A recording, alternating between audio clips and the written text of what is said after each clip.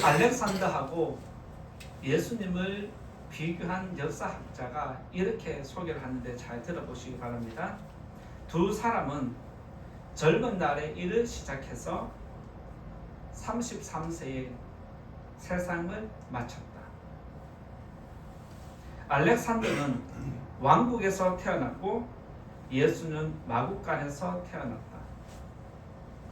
알렉산더는 왕자로 태어났고 예수는 목수의 아들로 태어났다. 알렉산더는 왕좌에서 고귀한 죽음으로 맞이했고 예수는 십자가에서 조롱받으며 죽었다.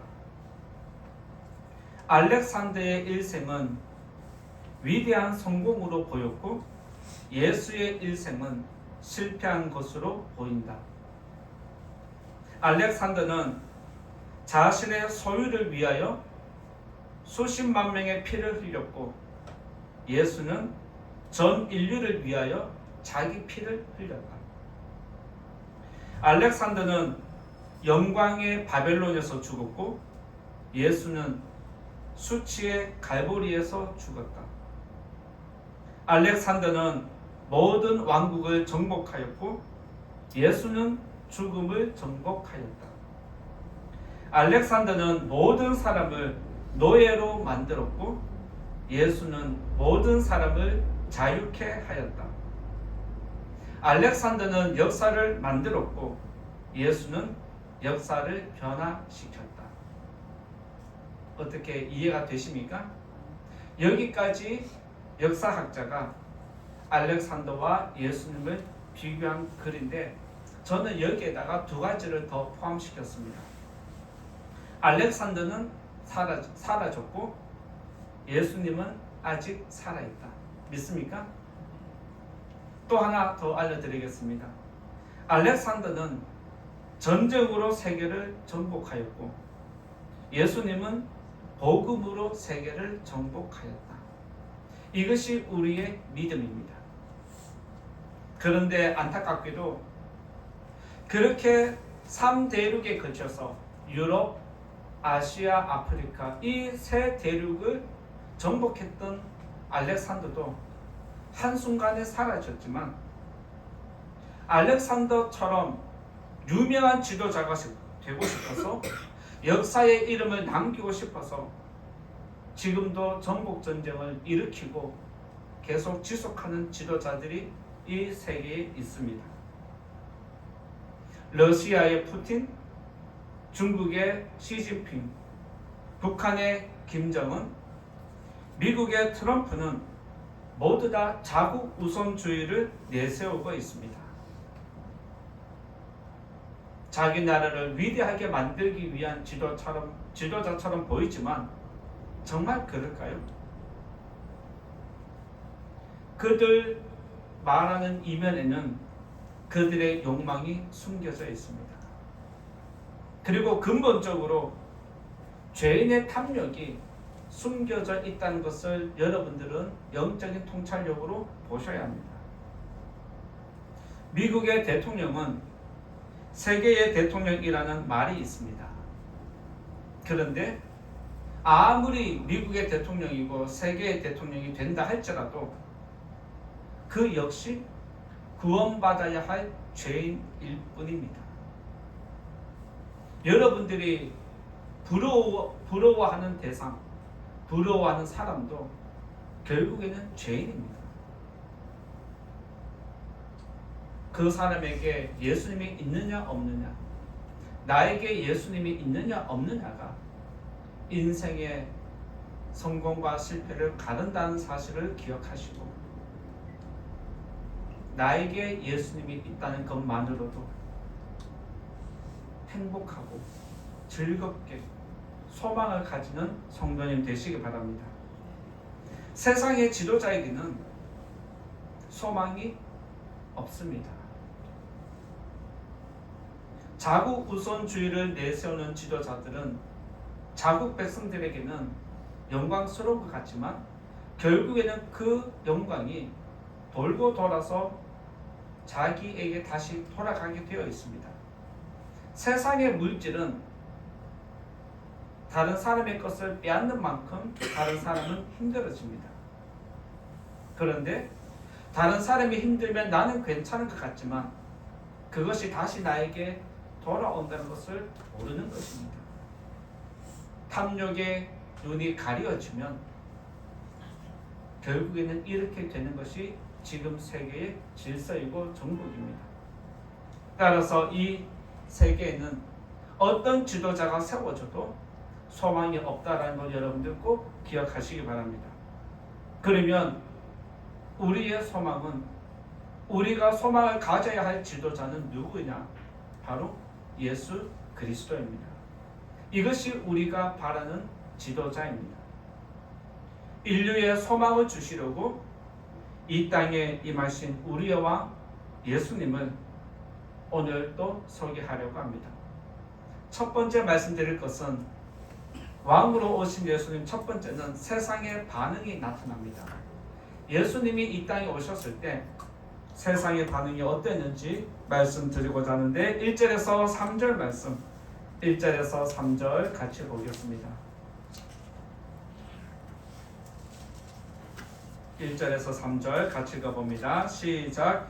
헤롯 왕 때에 예수께서 베들레헴에서 나심에 동방으로부터 박사들이 예루살렘에 이르러 말하되 유대인의 왕으로 나신 이가 어디 계시냐? 우리가 동방에서 그의 별을 보고 그에게 경배하러 왔노라 하니 헤롯 왕과 온 예루살렘이 듣고 소동한지라. 여기서 헤롯 왕은 이 세상에 잠깐 살다 간 왕이기도 하지만 성경에서 왕으로 쓰임받은 사람들은 거의 다가 세상의 왕을 상징하는 단어입니다. 즉 헤롯 왕은 세상을 통치하는 왕입니다. 헤롯 왕이 이스라엘을 다스리고 있는데 갑자기 천문학자들이 찾아왔습니다.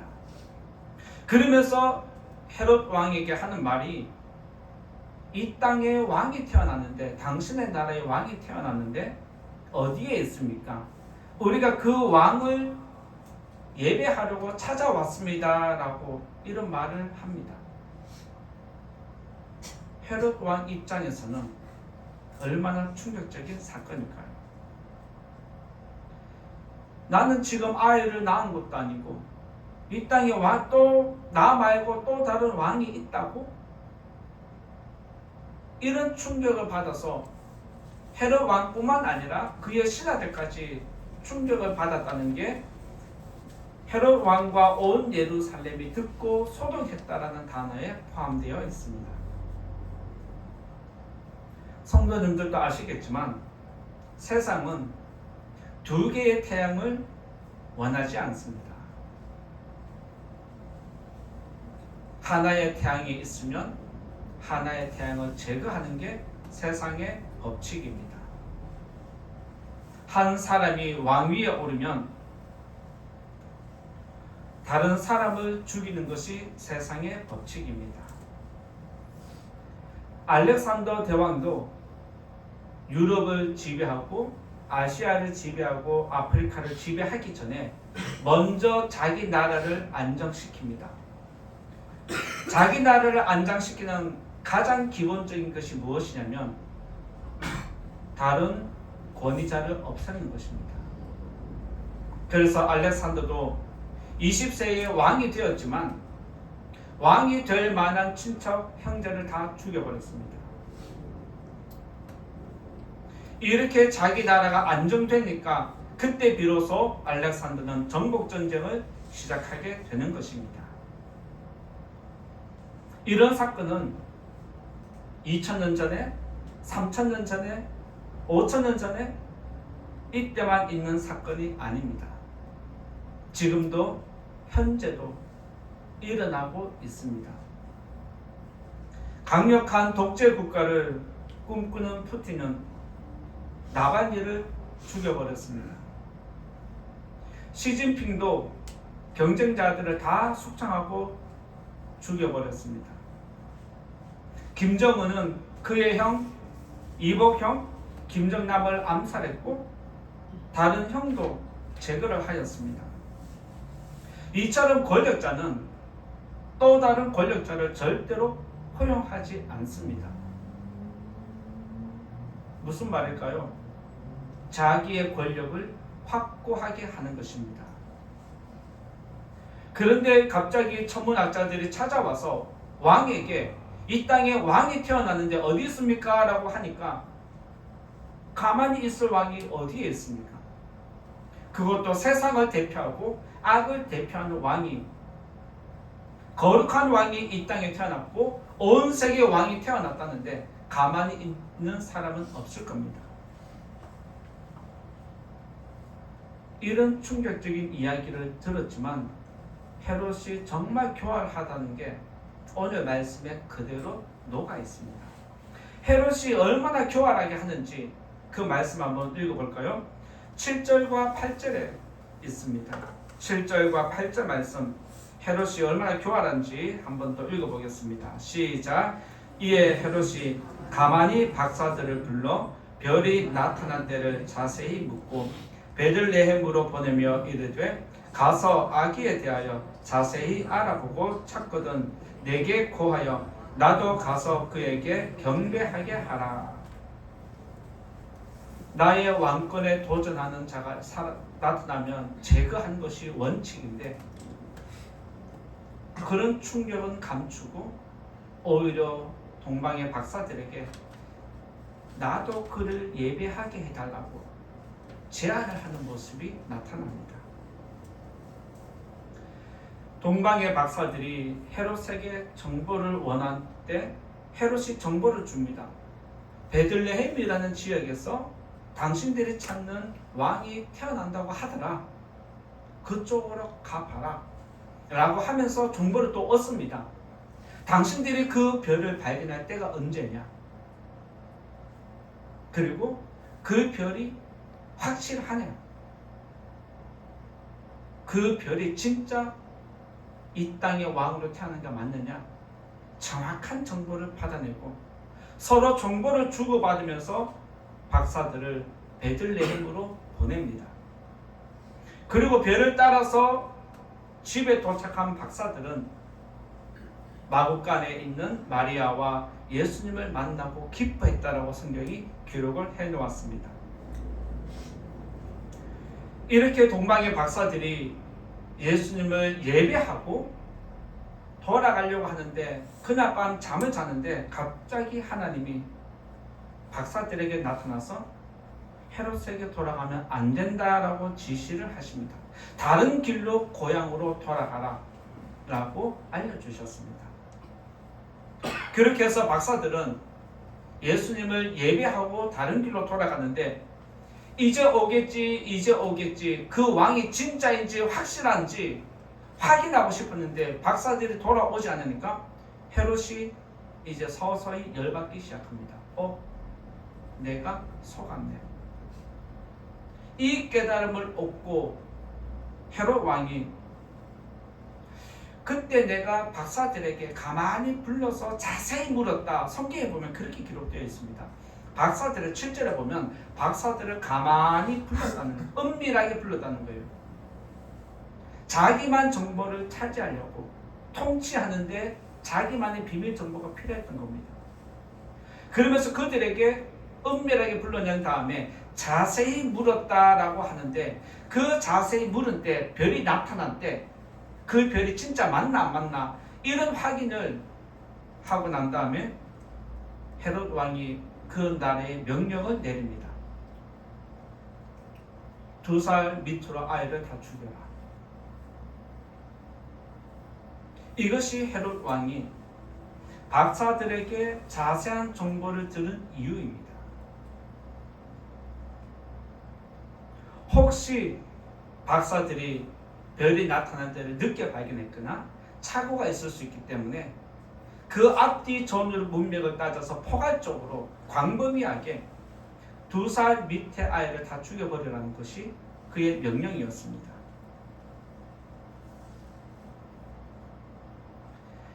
헤롯 왕이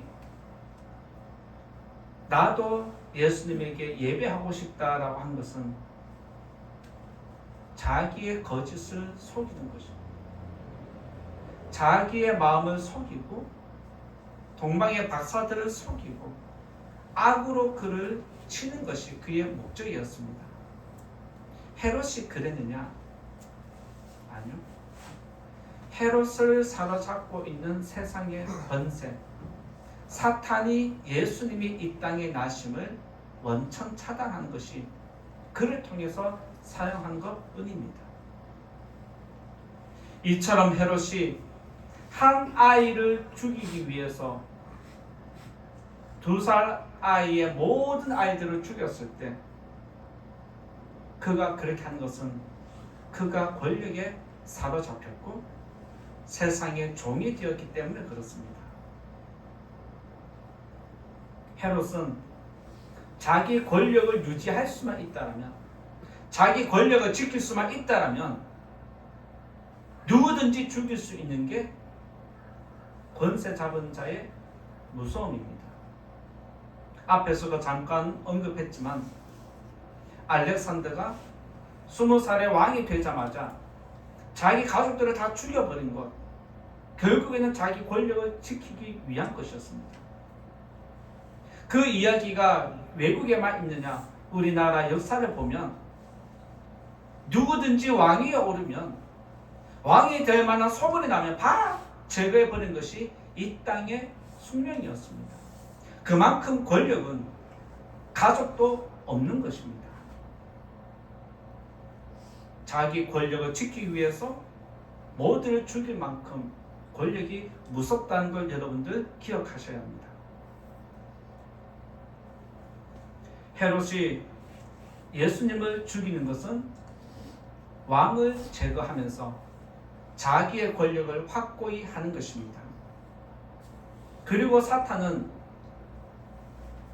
헤롯을 통해서 예수님을 제거하면서 세상을 완전히 지배하고자 하는 그런 뜻을 갖고 있었습니다.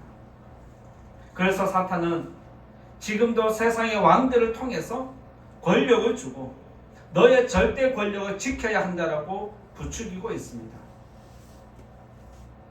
세상의 왕들에게 권력을 주고 탐욕을 일으킨 것이 바로 탐욕의 최종 결과물이 전쟁입니다. 일반 백성들이 탐욕이 일어나면 다른 사람에게 피해를 주고 다른 사람을 죽이는 게 한두 명 정도 죽이고 끝이 납니다. 그런데 지도자가 탐욕에 사로잡히면 그 나라 전체가 죽음에 잠기게 됩니다. 그래서 사탄은 지도자들을 잡으려고 하는 이유가 그것입니다. 지도자가 탐욕에 잡히고 권력에 잡혀버리면 결국에는 이런 악한 일을 자행할 수밖에 없는 게 세상의 법칙입니다. 세상은 지금 성탄절을 앞두고 있지만 예수님의 이름은 계속 사라지고 세상의 왕들의 이름만 계속해서 지금 나타나고 있습니다. 여러분들이 지금 최근에 뉴스를 보시면 아시겠지만 전 세계 정상들, 대통령들만 계속해서 언급되고 있습니다. 그 중에서 계속해서 언급되는 게 미국 대통령입니다. 예수님이 드러나야 할 이 시기에 예수님은 사라지고 세상의 왕들만 자꾸 드러나는 것이 이 세상에 종말이 오고 있다는 하나의 증거입니다. 성탄절을 앞두고 온 세계가 잠잠하고 평안해야 하는데 헤롯 왕이 예수님 탄생하는 그날에 죽음을 일으킨 것처럼 지금 이 세계도 죽음이 지금 계속해서 확산되고 있습니다. 세상의 지도자에게는 소망이 없다는 걸 여러분들 꼭 기억하셔야 합니다. 우리에게 소망이 무엇인지, 우리에게 진정한 소망을 주시려고 이 땅에 임하신 우리의 왕 예수님, 예수님의 탄생을 저와 여러분들만이라도 기뻐하고 즐거워하는 성탄절 되기를 예수님 이름으로 부탁을 드립니다. 두 번째로 말씀드릴 것은 우리의 왕에 대해서 말씀드리고자 합니다. 두 번째로 우리의 왕이신 예수님에 대해서 말씀드리고자 하는데 11절 말씀 같이 읽어보겠습니다. 11절 같이 읽어봅니다. 시작. 집에 들어가 아기와 그의 어머니 마리아가 함께 있는 것을 보고 엎드려 아기께 경배하고 보배합을 열어 황금과 유향과 몰약을 예물로 드리니라. 여기 말씀 보면 우리가 예배해야 할 대상이 누구인지 동방의 박사들을 통해서 분명히 가르침을 주고 있습니다.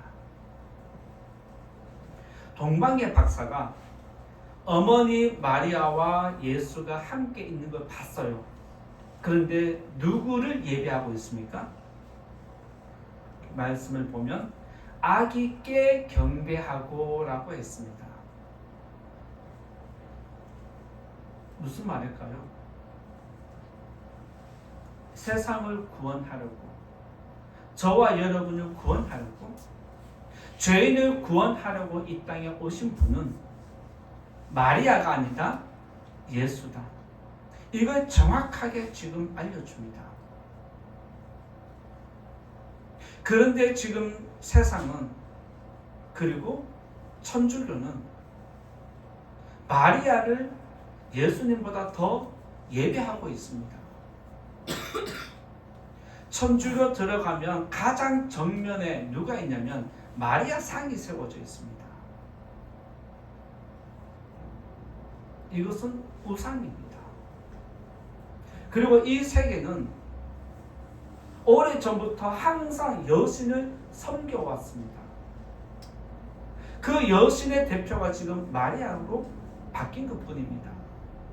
따라서 이 자리에 계신 성도님들, 저와 여러분은 이 세상에 다른 종교가 우상이다 라고 생각하지만 이 세상에는 우리가 모르는 여신들이 매우 많이 자리 잡고 있다는 걸 기억하셔야 합니다.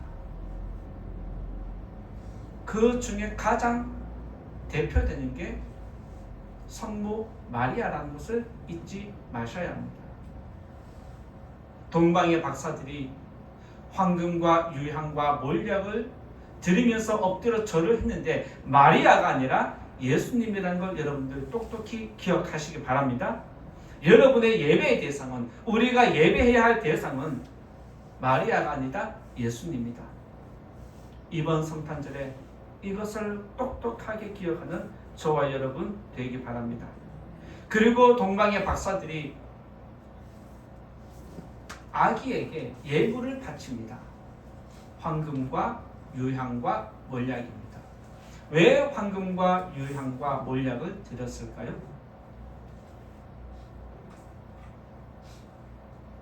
귀한 거니까, 비싼 거니까 드렸다. 맞습니다.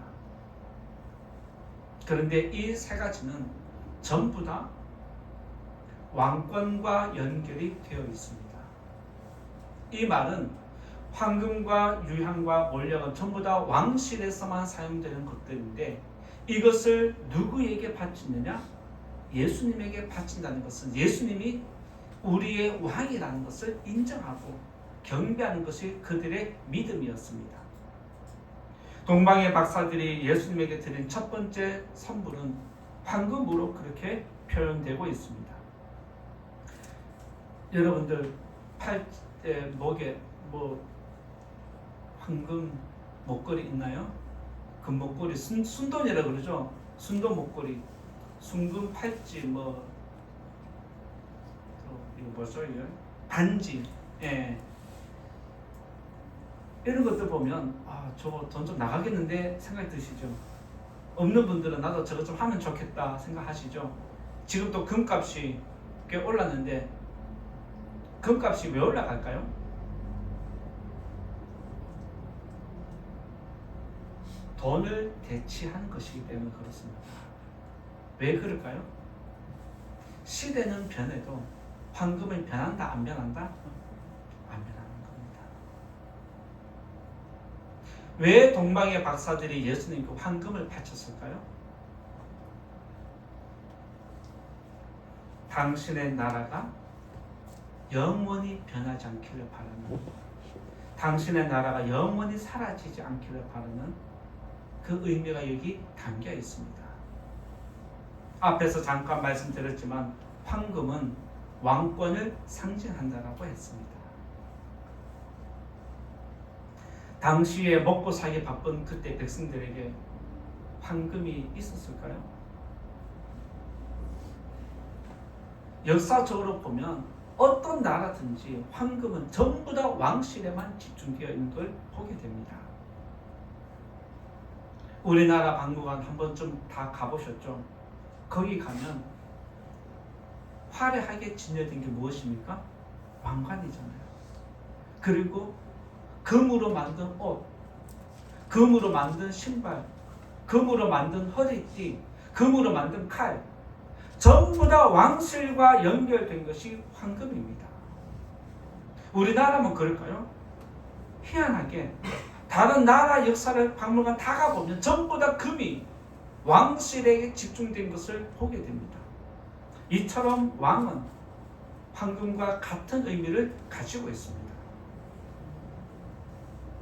시대가 변해도 당신의 나라가 영원히 지속되기를 바라는 것이 황금과 황금과 연결된 것입니다.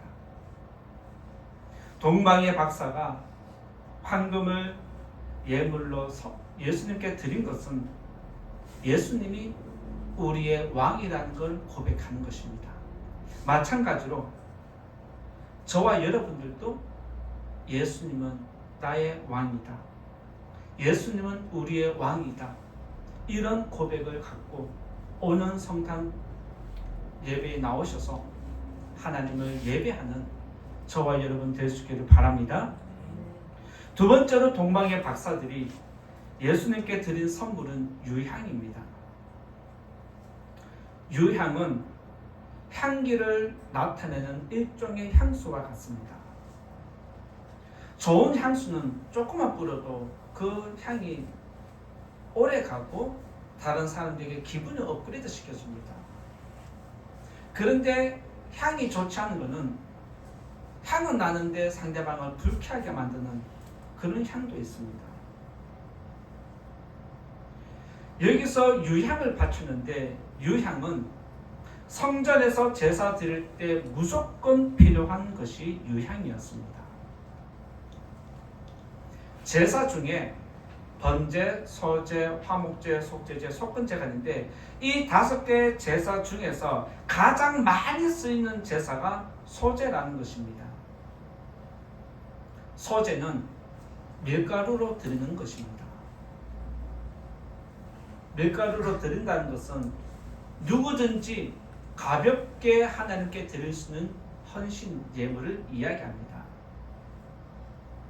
이 소제는 감사의 일종인데 번제를 바치면 이 소제는 따라갑니다. 화목제를 바쳐도 소제는 따라갑니다.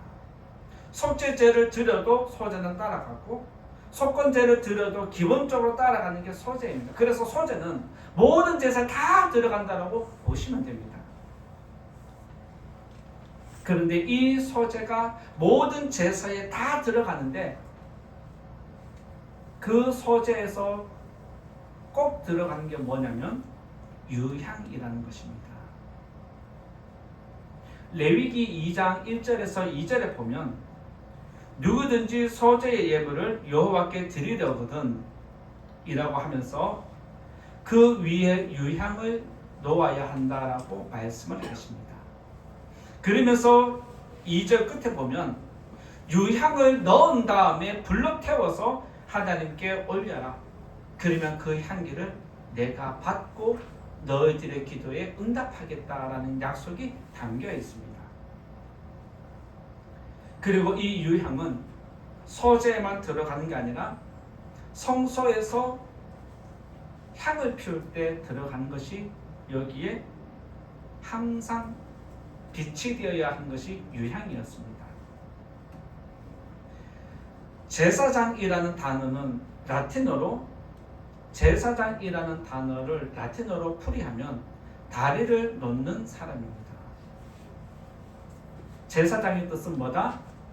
다리를 놓는 사람이라는 뜻입니다. 이것은 하나님과 죄인의 다리를 놓는 것이 제사장입니다. 동방의 박사가 예수님에게 이 유향을 선물한 것은 모든 죄인을 하나님께 다리를 놓는 구원자이기 때문에 그렇습니다. 즉 예수님은 하나님과 죄인을 연결하는 제사장으로 이 땅에 오셨다는 것을 믿음으로 고백하면서 드린 것이 유향이라는 사실입니다. 히브리서에 보면 예수님은 우리의 대제사장이다라고 말씀한 적이 있습니다. 예수님은 죄인을 하나님께 연결하듯이 우리를 하나님께 연결하는 것이 대제사장이고 그분이 바로 예수 그리스도입니다. 따라서 우리에게 살 길을 열어주신 분은 예수 그리스도입니다. 그래서 우리가 예수님을 믿으면 구원을 얻고 예수님을 통해서 하나님께 나아가는 이유가 예수님에게 있습니다. 예수님이 십자가에서 죽으실 때 어떤 사건이 일어나는데 그것은 지성소의 휘장이 찢어진 것입니다. 지성소의 휘장이 찢어지면서 누구든지 나를 통해서 하나님께 갈 수 있다라고 가르쳐 주셨습니다. 그때 예수님이 십자가에서 죽으면서 하는 말이 무엇이냐면 다 이루었다는 내용이었습니다. 자기가 죽음으로 모든 죄인들이 사는 길을 열어놓았다. 그것이 다 이루었다는 게 예수님의 뜻이었습니다. 따라서 동방의 박사들이 예수님께 유향을 드린 것은 예수님은 우리의 제사장이라는 고백이 담겨 있습니다. 따라서 예수님은 우리의 제사장이십니다. 믿으시기 바랍니다. 여러분들이 기도할 때 예수님 이름으로 기도드립니다 고백하는 것도 예수님이 우리의 중간 다리이기 때문에 그렇습니다. 이 사실을 꼭 기억하고 예수님을 우리의 대제사장으로 인정하고 오는 성탄 감사 예배 때 예수님을 예배하는 저와 여러분 될 수 있기 바랍니다.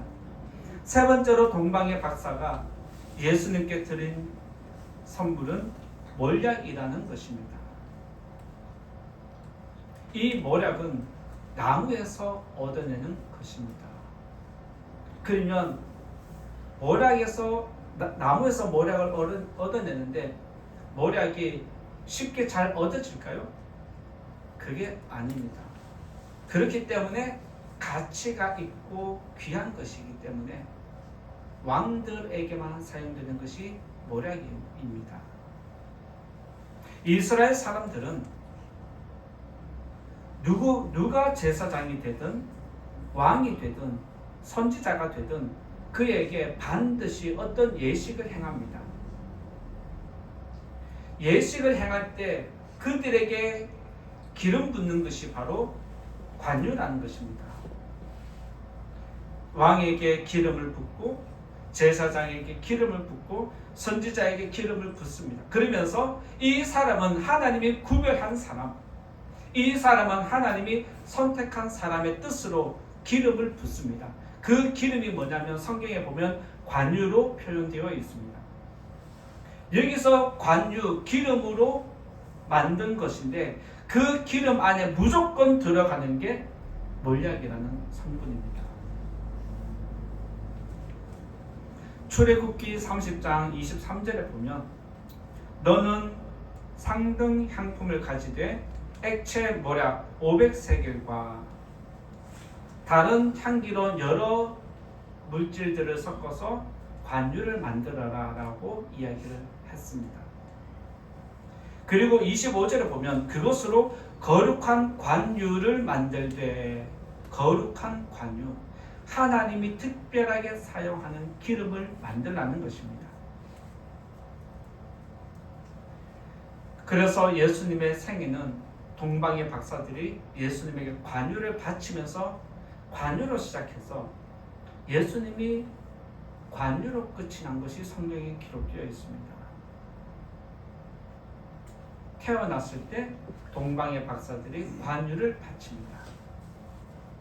예수님이 죽어서 무덤에 묻혔을 때 그때 니고데모가 관유를 가지고 예수님을 찾아가서 그 시체에 발라줍니다.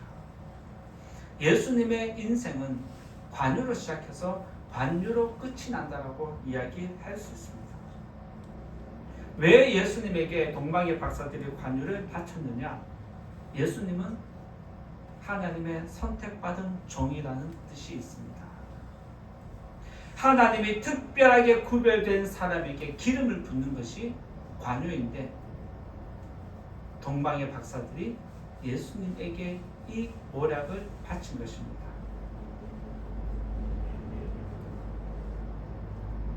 모략은 솔로몬이 지은 잠언서에도 기록되어 있습니다. 내가 침실에 모략을 뿌렸다 라는 내용이 담겨 있습니다. 그만큼 이 모략은 고급 재료이고 꼭 필요한 것이었기 때문에 솔로몬은 이 관유를 늘 비치하고 있었고 왕실에 돈 있는 사람들이 가지고 있는 필수품이었습니다.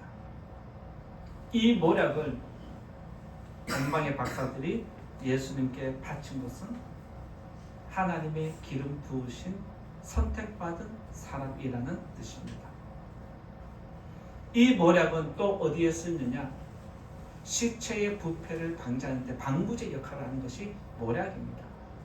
그래서 예수님의 시체가 조금 덜 상하도록 예수님 시체에 발라주면서 조금 더 오랫동안 지속시키고자 하는 그들의 믿음이 담겨 있습니다.